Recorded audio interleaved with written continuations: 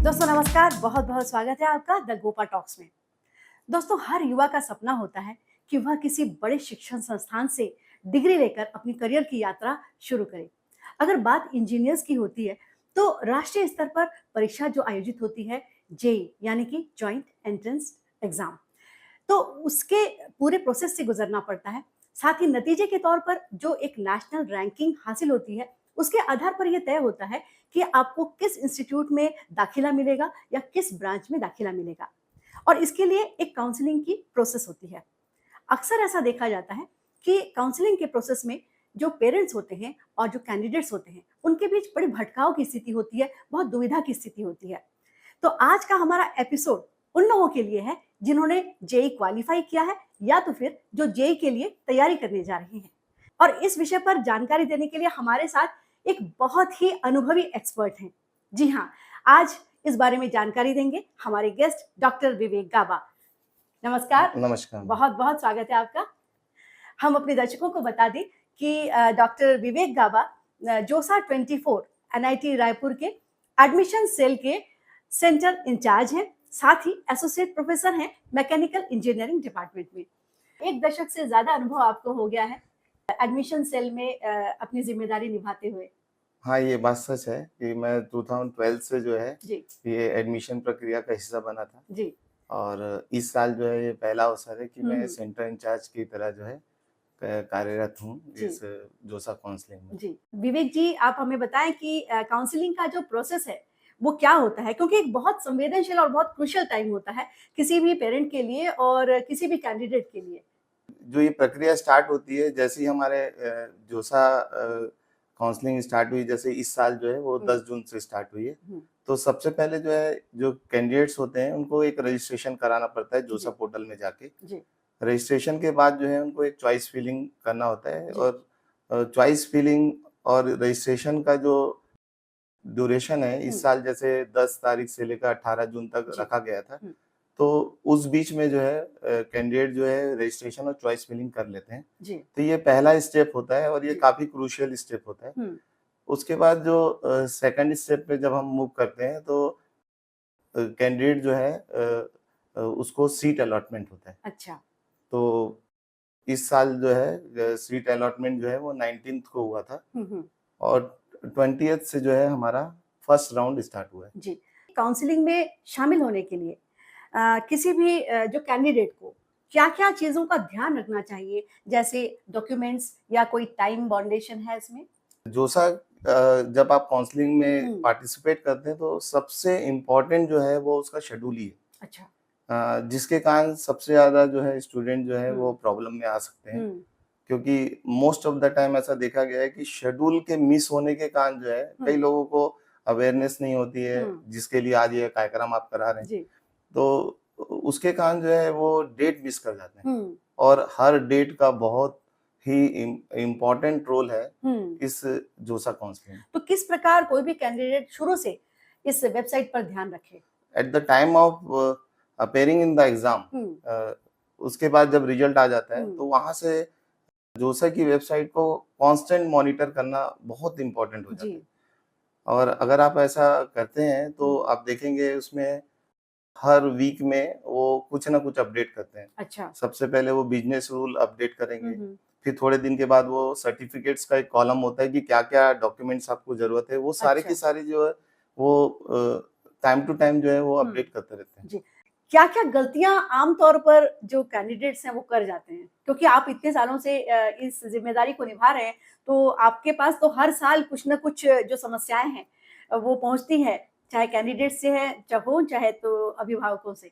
अच्छा प्रश्न है आपका, क्योंकि बहुत गलतियाँ ऐसी होती हैं जिसके कारण उनका पूरा साल खराब हो सकता है। जैसे मैंने कहा कि जब बच्चा एग्जाम देता है तो उसको पता होता है कि वो किस पर्टिकुलर कास्ट का है, क्योंकि हमारा जो सीट का जो मैट्रिक्स है वो उसमें अलग-अलग कास्ट के लिए अलग-अलग सीट जो है एलोकेट की गई है। अच्छा। उसको जब ये बात पता रहती है कि मैं एक पर्टिकुलर कास्ट को बिलोंग करता हूँ, तो सबसे पहले तो उसको कास्ट सर्टिफिकेट जो है अच्छा। उसको रेडी करके रखना चाहिए। ओह! क्योंकि मतलब ये हाँ, डॉक्यूमेंट में ये जो चीज़ें हैं बहुत ज़रूरी हैं। हाँ, ये बहुत ज़रूरी है। जी।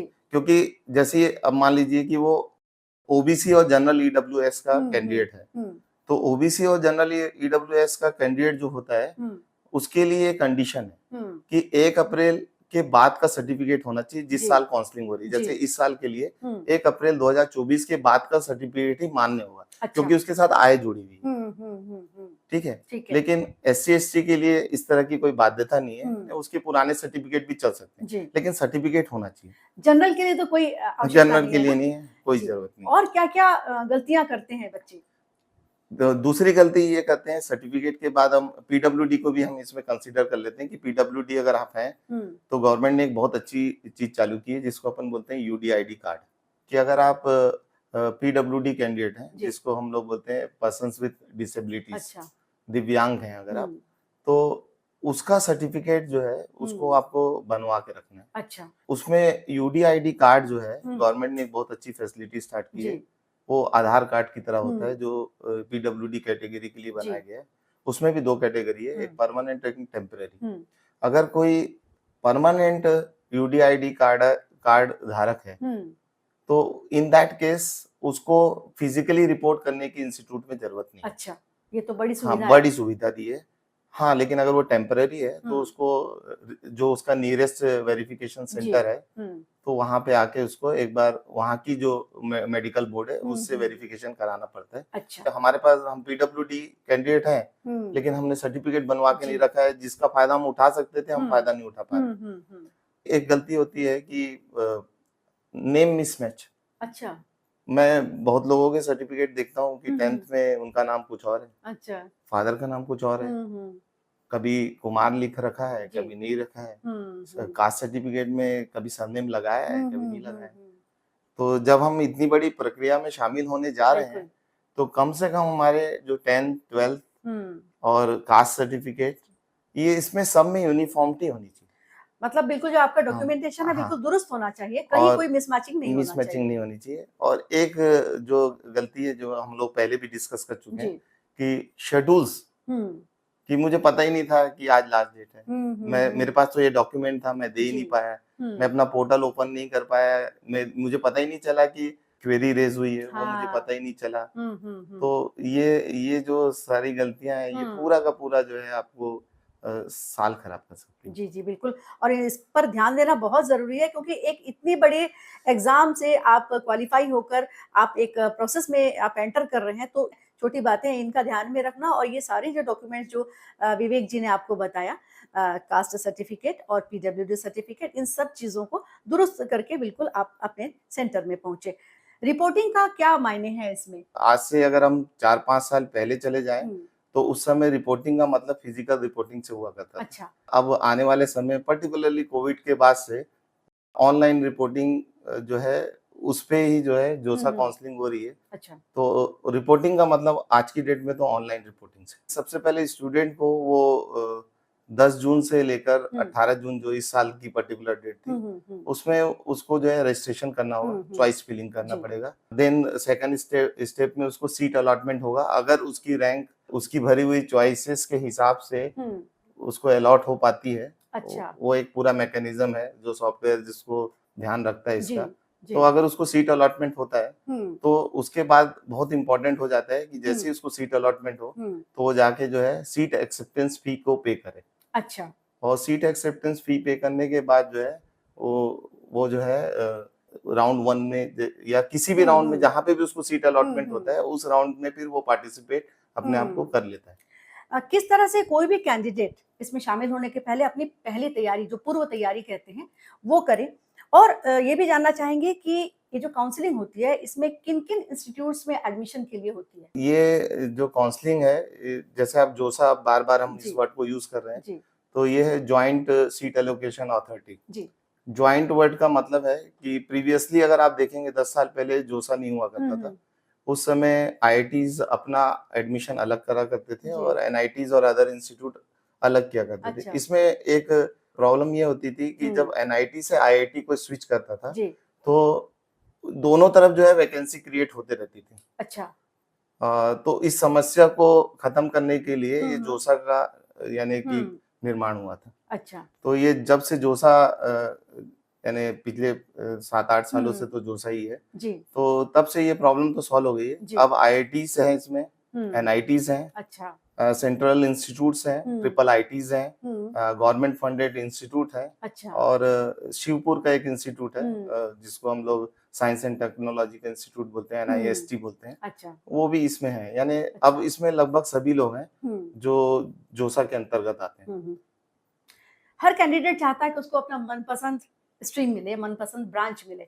लेकिन चॉइस फिलिंग की जब बात आती है तो अक्सर ये देखने में सुनने में आता है कि बच्चे जो है कंफ्यूज रहते हैं और इस समय क्या-क्या सावधानी रखनी चाहिए?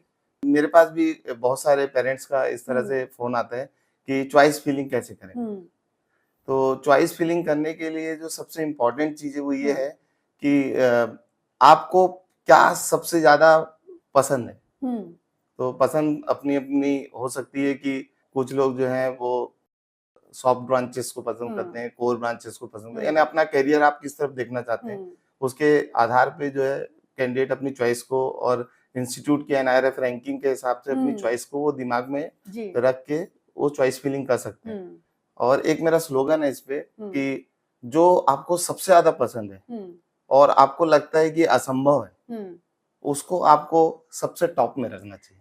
अच्छा। मतलब छोड़ना नहीं चाहिए कि अगर हाँ, कि हो सकता है मैंने मुझे बोला ना ना मिले। मैंने इसलिए कहा कि आपको जो सबसे ज़्यादा जी, पसंद है और आपको लगता है कि ये असंभव है मुझे मिलना। हुँ, अब ये असंभव और ये संभव इस तरह से आप डिसाइड कर सकते जी, हैं कि फिर से आपको जोसा की वेबसाइट में जाना होगा। हुँ, हुँ, पिछले साल की जो है ना, हुँ, आपको ओपनिंग एंड क्लोजिंग रैंक आपको वहाँ पे मिल जाएँगी। अच्छा, तो उसके बेस पे आपको ये पता चल जाता है, एक एस्टिमेशन आपको मिल हुँ। जाता है कि ये अलॉटमेंट मुझे हो सकता है। मतलब कट ऑफ का ध्यान रखना बहुत हाँ, ज़रूरी है। हाँ। जी। और इसके लिए जोसा जो है ना हुँ। चॉइस फिलिंग के बाद जो है एक डमी अलॉटमेंट भी करता है। अच्छा, वो कैसे हाँ, होता है? वो जब चॉइस फिलिंग हो जाती है हुँ, तो वो एक डमी अलॉटमेंट करके बोलता है कि हुँ। आपको ये प्रोबेबली ये मिल सकता है फर्स्ट राउंड में। अच्छा। तो उससे भी काफ़ी चीज़ें जो हैं वो हुँ, हुँ। ईज़ हो जाती है हाँ, स्टूडेंट के लिए। हाँ। प्रेफ़रेंस कैसे तय करें स्टूडेंट? क्योंकि जो भी बच्चा इस पूरे प्रोसेस में शामिल हो रहा है, उसके लिए तो पहली बार ये चांस है हुँ। और पेरेंट्स भी हमेशा अवेयर नहीं रहते हैं, तो कन्फ्यूज़न की स्थिति बनी रहती है। तो ऐसे में किस तरह से वो अपनी प्रायोरिटी डिसाइड करें? क्योंकि ऐसा भी होता है कि जो चॉइस वो भर रहे हैं हुँ। अपनी प्रायोरिटी से उस चॉइस के अलग भी उनको कई बार मिल जाता है। जैसे आप बोल रहे हैं कि प्रायोरिटी में जो सबसे आप ज़्यादा पसंद करते हैं उसको रखें। लेकिन क्या जो उनकी प्रायोरिटी में नहीं है, वो भी रखना चाहिए? नहीं, नहीं, ये यहीं यहीं से प्रॉब्लम एक्चुअली स्टार्ट होती है। हुँ, आप ऐसी कोई चॉइस जो है, जो आपने रख ली है, हुँ। जो आपको पसंद नहीं थी और आपको उसका अलॉटमेंट हो गया है, तो फिर तो आपको फिर ये जो है फिर मुश्किल वाली मुश्किल स्थिति वाली उसकी चीज़ है बन क्योंकि जाती ये आप अपनी ही पसंद की चॉइस को आप ये नहीं बोल सकते जोसा को ये मुझे पसंद नहीं, मतलब जो आपको सबसे ज़्यादा पसंद है, वो उसको आप प्रायोरिटी में रखिए। प्रायोरिटी में अच्छा रखिए। इंस्टीट्यूट की अगर बात होती है, हाँ, तो उसपे किस प्रकार का ध्यान रखना चाहिए? इसके लिए गवर्नमेंट ने काफ़ी सिंपल कर दिया है। अच्छा, पिछले 2015 से वो जो है नेशनल इंस्टीट्यूट रैंकिंग फ्रेमवर्क उन्होंने एक पोर्टल बनाया है, अच्छा। जिसको हम एनआईआरएफ के नाम से हुँ, जानते हैं। हुँ। हर साल जो है एनआईआरएफ रैंकिंग डिफरेंट इंस्टीट्यूट्स की निकलती है। अच्छा। उसके आधार पे जो है स्टूडेंट के लिए ये निर्णय करना बहुत हुँ, आसान हो गया है हुँ। कि वो कौन-सी चॉइस को पहले रखें। वैसे आज के बच्चे बहुत स्मार्ट हो गए हैं और वो इन सब चीज़ों की जानकारी पूरी तरह से रखें कि कौन-सा इंस्टीट्यूट्स की रैंकिंग क्या है और उनको क्या ब्रांच पसंद है। यस।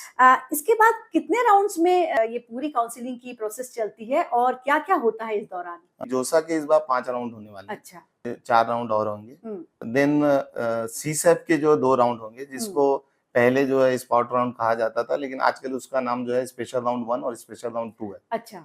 लेकिन जोसा और सीसैप में एक फ़र्क है। हुँ, जैसे मैं बता रहा था जॉइंट सीट एलोकेशन हुँ। अथॉरिटी है, जी। वैसे सीसैप जो है हुँ, सेंट्रल सीट एलोकेशन बोर्ड है। अच्छा।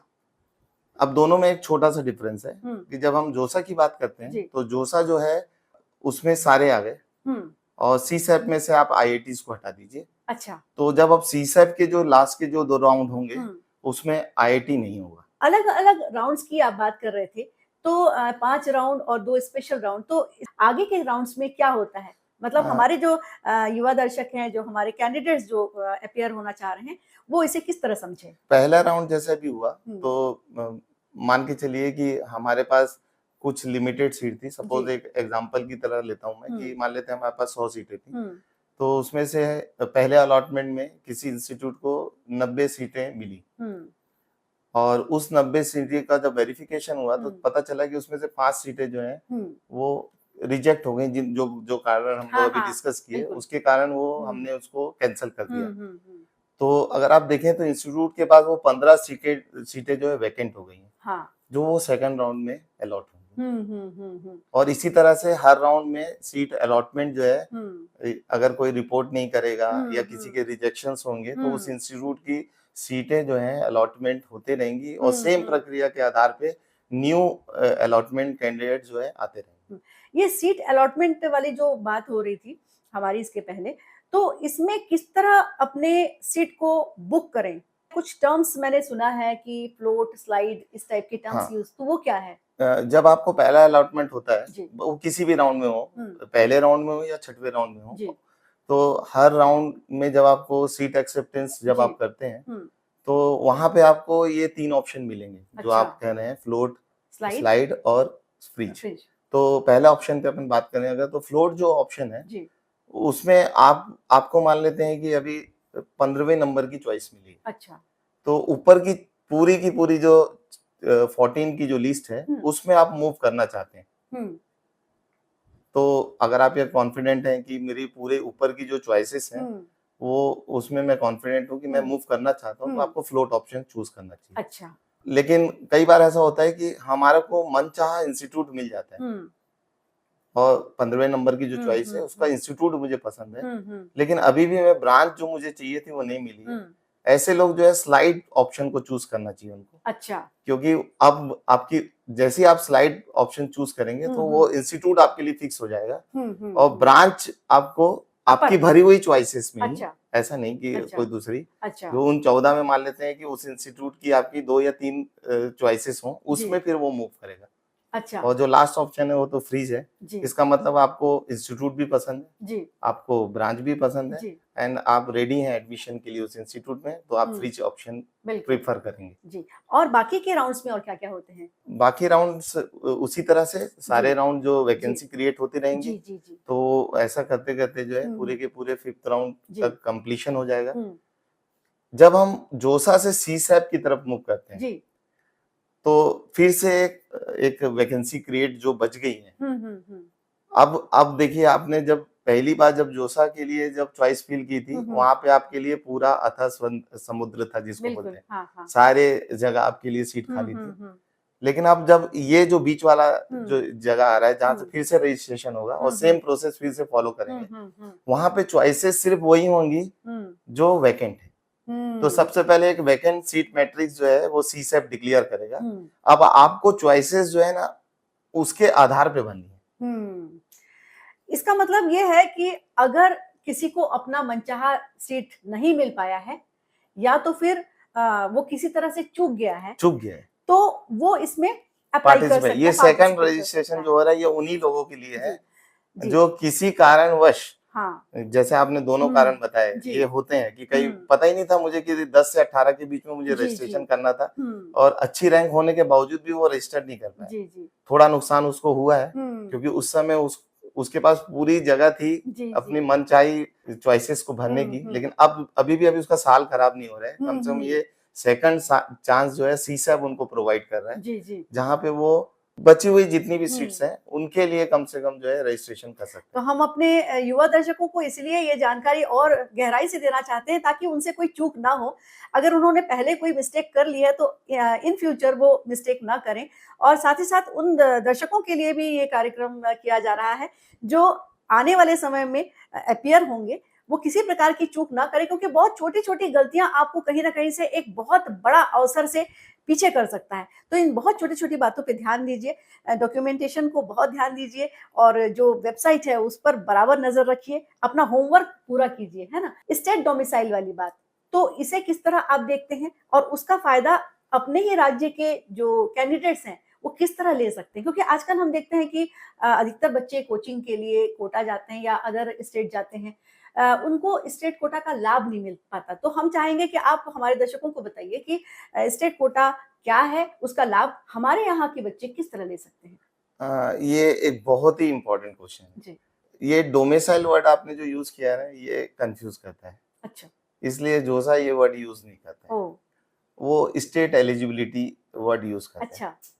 अब ये स्टेट एलिजिबिलिटी कैसे डिसाइड होती है? स्टेट एलिजिबिलिटी डिसाइड होती है आपने 12th कहाँ से दिया है। इसका आपके डोमिसाइल होने से कोई भी लेना देना नहीं है। अच्छा। जैसे आपने कहा कि कोई बच्चा अगर कोटा जाता है और 12th जो है वो अगर राजस्थान बोर्ड से देता है तो उसका स्टेट एलिजिबिलिटी राजस्थान है, भले उसने पूरी जिंदगी जो है वो छत्तीसगढ़ में बिताई। मतलब 12th अगर आप बाहर के स्टेट से कर रहे हैं तो आप वहां के ही माने जाएंगे, कहलाए जाएंगे, और आपको फिर स्टेट का लाभ नहीं मिल पाएगा। स्टेट का लाभ नहीं मिल पाएगा। 50% सीट्स जो हैं वो आरक्षित हैं। हाँ, हर स्टेट के लिए, उनके रिस्पेक्टिव एनआईटीज के लिए। जी जी जी, माने स्टेट कोटा जो है 50% उसी राज्य के बच्चों के लिए आरक्षित है।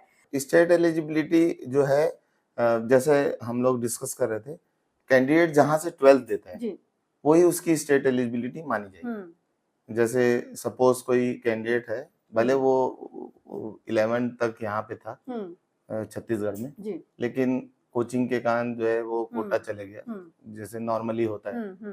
तो इन दैट केस जो है वो अगर राजस्थान बोर्ड में 12th अपेयर कर गया तो स्टेट एलिजिबिलिटी उसकी राजस्थान हो जाएगी। तो ये स्टेट एलिजिबिलिटी एक बहुत ही क्रूशियल चीज है। तो इसके आधार पे उस स्टूडेंट को यहाँ के 50% सीट जो आरक्षित है उसका लाभ मिलता है। तो अगर पर्टिकुलर कैंडिडेट जो है वो कोटा से अपेयर हो गया 12th, तो यहाँ की जो 50% आरक्षित सीट को वो खो देगा। अगर आप जोसा की ओपनिंग एंड क्लोजिंग रैंक को देखें तो आप ये पाएंगे बिना स्टेट एलिजिबिलिटी का जो रैंक है इर्रिस्पेक्टिव ऑफ किसी भी ब्रांच में वो हायर है। अच्छा। यानी कि मान लेते हैं कि कंप्यूटर साइंस जो है अदर स्टेट यानी ऑल इंडिया कोटे से कोई बंदा आ रहा है, उसके लिए 10,000 है, तो देखेंगे कि 17-18 हजार तक भी जो है स्टेट एलिजिबिलिटी का फायदा उठा के वो कैंडिडेट को भी कंप्यूटर साइंस हमारे यहाँ मिल जा रहा है। जो बच्चे देश के बाहर रहते हैं और वो चाहते हैं कि देश के ऐसे इंस्टीट्यूट में प्रवेश, तो उनके लिए क्या कुछ प्रोविजन है? उनके लिए भी 2 प्रोविजन है एक्चुअली। एक तो उनके लिए दासा जो है एडमिशन करा रहा है, और जिसको हम लोग direct admission of students of abroad के लिए, जो उसका फुल फॉर्म है दासा। तो जो अब्रॉड में रहने वाले हैं वो दासा में अपेयर हो सकते हैं। एक तरीका ये भी है, और जोसा में भी जो है वो अपेयर हो सकते हैं। अच्छा। हाँ, यानी कि उसमें उनके पास ओसीआई और पीआईओ कार्ड्स होने चाहिए। अच्छा। यानी overseas citizens of India. OCI और पीआईओ जो धारक जो हैं या कार्ड जिनके पास है, तो ओसीआई का जो फुल फॉर्म होता है वो ओवरसीज सिटीजन्स ऑफ इंडिया। अच्छा। और पीआईओ जो है जो पर्सन्स ऑफ इंडियन ओरिजिन। अच्छा। अगर इनके पास, गवर्नमेंट इशू करती है एक्चुअली बाहर में रहने वाले हमारे भारतीयों के लिए, ये कार्ड अगर उनके पास है तो वो जोसा में भी पार्टिसिपेट कर सकते हैं। अच्छा। और दासा में भी कर सकते हैं। तो दासा की जो एडमिशन प्रक्रिया पूरी अलग है, और इस बार एनआईटी रायपुर जो है वो दासा को भी होस्ट कर रहा है। ये भी एक बड़ी बात है हमारे लिए। तो ऑल इंडिया जो एडमिशन हो रहे हैं जो अब्रॉड के लिए दासा के थ्रू, उसका जो है संचालन हम ही लोग कर रहे हैं। ये तो बहुत अच्छी जानकारी आपने दिया, और बहुत ही जवाबदेही और जिम्मेदारी का काम आप सभी कर रहे हैं। उसके लिए आप सभी को बहुत बहुत साधुवाद, क्योंकि इतनी बड़ी व्यवस्था में इतने कैंडिडेट्स, एक राष्ट्रीय स्तर पर इतने सब चीजों को मैनेज करना भी एक बहुत बड़ी जिम्मेदारी का काम होता है। अच्छा विवेक जी, अब जैसे काउंसलिंग का जो प्रोसीजर है वो हो गया और सीट भी हमें मिल गई, इसके बाद क्या? सीट अलॉटमेंट होने के बाद जो है सीट एक्सेप्टेंस फी जो है स्टूडेंट को देना होता है। अच्छा।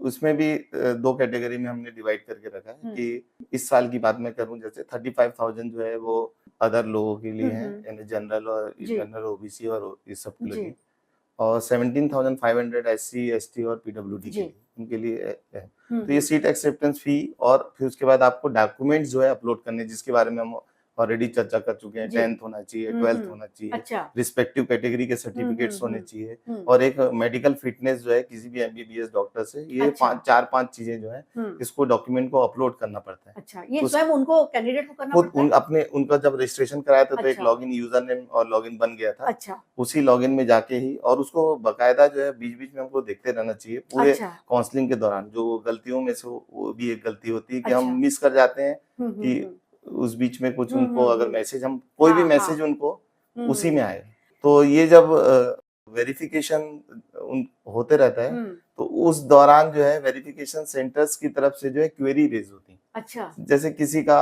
कोई डॉक्यूमेंट जो है, मान लेते हैं कि हम्म, विजिबल ही नहीं है, वो हम्म, अपलोड कर दिया है, तो हम्म, वो ऐसी क्वेरी हो सकती है। हम्म, कास्ट सर्टिफिकेट्स को लेके इश्यूज हो सकते हैं। हम्म, तो जब क्वेरी रेज होती है तो उसको रिस्पॉन्ड करना पड़ता है, अच्छा, और रिस्पॉन्ड का पीरियड वही होता है जो राउंड का पीरियड होता है, अच्छा, डे 1 से लेकर लास्ट डे तक। हम्म, अगर वो क्वेरी का रिस्पॉन्ड हम्म, नहीं देता है तो हम्म, फिर जो है पूरी इंटायर प्रक्रिया से, जोसा हम्म, की इंटायर पूरे हम्म, आने वाले 5 राउंड से बाहर हो जाता है। ओहो, तो ये बहुत दुखद है। हम्म, इसीलिए जो सबसे बड़ी गलती जो ये हम्म, होती है कि आपको थोड़ा यहाँ पे अटेंटिव होने की जरूरत है। हम्म, अपने लॉगिन पासवर्ड को देखते रहना है हम्म, कि क्वेरी रेज हुई है और मुझे उसका जवाब देना बहुत इम्पोर्टेंट बात विवेक गाबा जी ने अभी की, और मेरे ख्याल से ये जो भी कैंडिडेट्स इस पूरे प्रोसीजर में शामिल हो रहे हैं उनके लिए बहुत ये महत्वपूर्ण है, क्योंकि आप जब इतनी मेहनत करके इस पूरे प्रोसीजर में एंटर कर रहे हैं और काउंसलिंग में आपको हर जगह सपोर्ट भी दिया जाता है कि क्योंकि काउंसलिंग का अर्थ ही यही है कि, है। है ना, कि आप ज़्यादा से ज़्यादा जानकारी और उसको एक गाइडेंस देते रहो।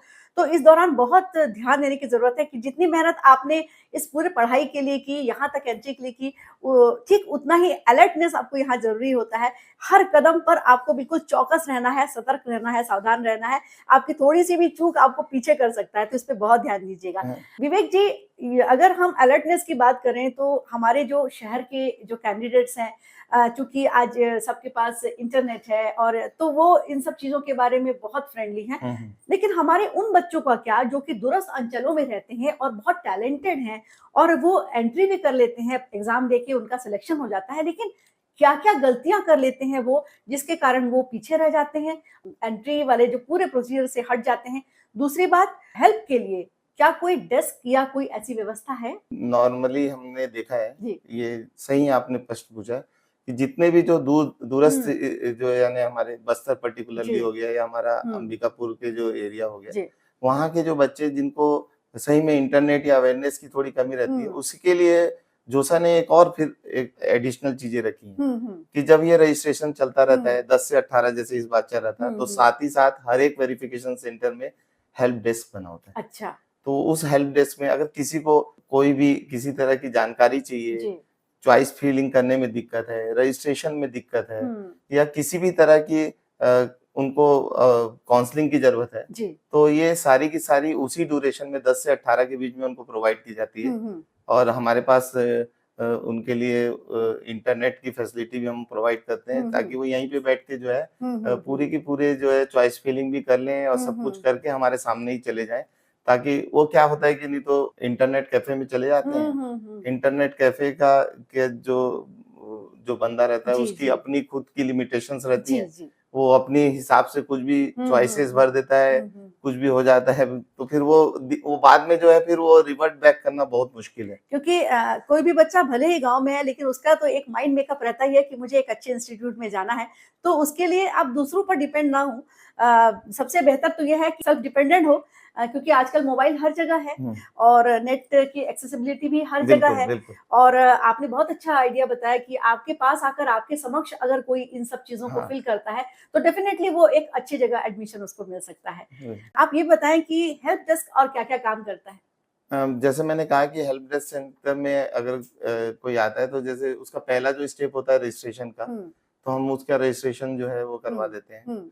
चॉइस फिलिंग को लेके अगर किसी को कुछ कंसर्न्स होते हैं, तो जी। हम उसको थोड़ा अपने लेवल पे जो भी उनको क्लैरिटी लेके आते हुँ, हैं कि जैसे आपसे हम पूरे दौरान जो है एनआईआरएफ रैंक, जी, अच्छे इंस्टीट्यूट, अच्छी ब्रांच, जी, इस सब के बारे में जो डिस्कशन किए हम उनको उस तरह से अवेयर कराते हैं। जी। और पूरी जो उनके जो फर्स्ट स्टेप जो होता है, हुँ, जो हुँ, कंप्लीट फर्स्ट स्टेप जिसके हुँ। बारे में हम ऑलरेडी काफ़ी चर्चा कर चुके हैं, जी, वो जी। पूरा फर्स्ट स्टेप जो है हम हुँ, उनके हुँ। लिए हुँ, हुँ। वहाँ पे हेल्प डेस्क के नंबर हैं, जी, जी। और हमारे ईमेल आईडी भी हुँ। है, जो हम इस दौरान जो है लगातार चला रहे हैं। जी, जी, तो जी। उस नंबर्स पे अभी भी आप जो है जब तक हमारा ये काउंसलिंग चलेगा, जी। इस पे मेल भी कर सकते हैं, हुँ, और ये जो फ़ोन नंबर्स जो चल रहे हैं, हुँ, इस पे भी जो है आप कभी भी कॉन्टैक्ट कर सकते हुँ, हैं। 2 हुँ, नंबर हैं और हुँ। एक ईमेल आईडी है, जी, जिस पे हम रेगुलरली रिस्पॉन्ड करते हैं। जी। बहुत अच्छी जानकारी डॉक्टर विवेक गाबा ने हम सबको दी और आपको भी दी। तो आप देखिएगा, पूरे समय हम स्क्रीन पे इसे चलाएँगे कि आप हेल्प डेस्क से कैसे संपर्क कर सकते हैं। यहाँ आपको नंबर भी प्राप्त होगा। आप जब चाहें इस बीच काउंसलिंग के दौरान आप कॉन्टैक्ट कर सकते हैं। और गाबा जी, जाते-जाते आपसे कुछ और हम जानना चाहेंगे। ये जो समय है किसी भी पेरेंट के लिए और बच्चे के लिए, चूँकि उनके भविष्य को गढ़ने का एक दिशा देता है ये समय। एक मेंटल जो बोलते हैं ना कि एक प्रॉब्लम्स में भी बच्चे गुजरते हैं, एक डिप्रेशन का भी समय आता है और बच्चों को जैसे अपना मनमाफ़िक सीट नहीं मिल पाता है, पेरेंट्स भी डिसअपॉइंट होते हैं क्योंकि सबको उम्मीद होती है कि कुछ अच्छा हो, अच्छी जगह पे हमें मिले, अच्छा ब्रांच मिले। तो उनके लिए आप क्या संदेश देना चाहते हैं? किसी भी तरह से डिसअपॉइंट होने की ज़रूरत नहीं है, कि हुँ, जैसे मैंने कहा कि लगातार उनको अपॉर्च्युनिटी मिलती है। इस 5 राउंड के बाद भी जो है सीसैप का जो पूरा जो है डबल रजिस्ट्रेशन का ऑप्शन आपके पास है। अगर हुँ, मान लो हुँ, आप पहले रजिस्ट्रेशन में हुँ, समहाउ मिस कर गए हैं, तो हुँ, दूसरे रजिस्ट्रेशन में भी आपके लिए एक सीसैप जो है 2 राउंड करा रहा है। और उसके बाद भी आपके पास ऑप्शंस हैं बहुत सारे। स्टेट गवर्नमेंट के जो कॉलेजेस होते हैं, वहाँ पे प्री इंजीनियरिंग टेस्ट होते हैं, उसके थ्रू भी एडमिशन हो सकता है। बहुत सारे ऐसे प्राइवेट इंस्टीट्यूट और यूनिवर्सिटीज़ हैं जिनकी एनआईएफ रैंक बहुत अच्छी है। वहाँ पे उनके अपने खुद के एग्ज़ाम्स होते हैं, जिसको क्लियर करके एडमिशन लिया जा सकता है। और कुछ ऐसे इंस्टीट्यूट हैं जो एडमिशन जो है वो इसी जोसा रैंक के आधार पे भी देते जी, हैं स्ट्रेट अवे, तो वहाँ पे भी वो अप्रोच कर सकते जी, हैं। और इसमें डिसअपॉइंट होने की कोई बात नहीं है, क्योंकि मैंने नॉर्मली देखा है कि जो बच्चा 12th करके आता है हुँ, वो 18 साल का ही होता है मोस्ट प्रोबब्ली। और अगर समहाउ किसी तरह से उसकी रैंक अगर कम हो गई है, तो वो चाहे तो 1 ईयर और प्रिपेयर करके जो है अगली बार अच्छी रैंक ला सकते हैं। बिल्कुल। और वो जो है फिर से जो है इसी पूरी प्रक्रिया का हिस्सा बन सकते जी, जी। बहुत अच्छी जानकारी हैं। आपने दी। मुझे लगता है कि डेफ़िनेटली हमारे युवाओं को आज बहुत इम्पोर्टेंट जानकारी मिली होगी और जिन-जिन बातों पे आपने इनको ध्यान दिलाया होगा कि डॉक्यूमेंटेशन से लेकर हर चीज़ पर पैनी निगाह रखिए, तो सब कुछ बिल्कुल अच्छा होगा। आपको मनमाफ़िक एडमिशन मिल पाएगा, अच्छी ब्रांच मिल पाएगी और अगर मान लीजिए नहीं भी मिलता है, तो निराश होने की बिल्कुल ज़रूरत नहीं है क्योंकि उम्मीदें हमेशा बरकरार रखिए, सपने देखिए और सपनों को साकार करने के लिए मेहनत भी कीजिए। और जितने भी पेरेंट्स हैं, उनसे भी मैं अनुरोध कर रही हूँ कि बच्चों को निराश होने से बचाइए, हमेशा सपोर्ट कीजिए और कोशिश कीजिए बच्चा आगे और अच्छा करे। बहुत-बहुत धन्यवाद विवेक जी, आपका इतना अच्छा गाइडेंस हमारे युवाओं को मिला। नमस्कार। धन्यवाद, जी, धन्यवाद मैडम, आपके लिए आपको भी, क्योंकि ये जानकारी जो है जी। जितनी लोगों तक पहुँचेगी, ये बहुत अच्छा रहेगा। हुँ, ये अभी के भी लिए भी और आने वाले जो सही बातें जो प्रिपेयर कर रहे हैं उनके जी, लिए भी। जी। बहुत-बहुत धन्यवाद। नमस्कार।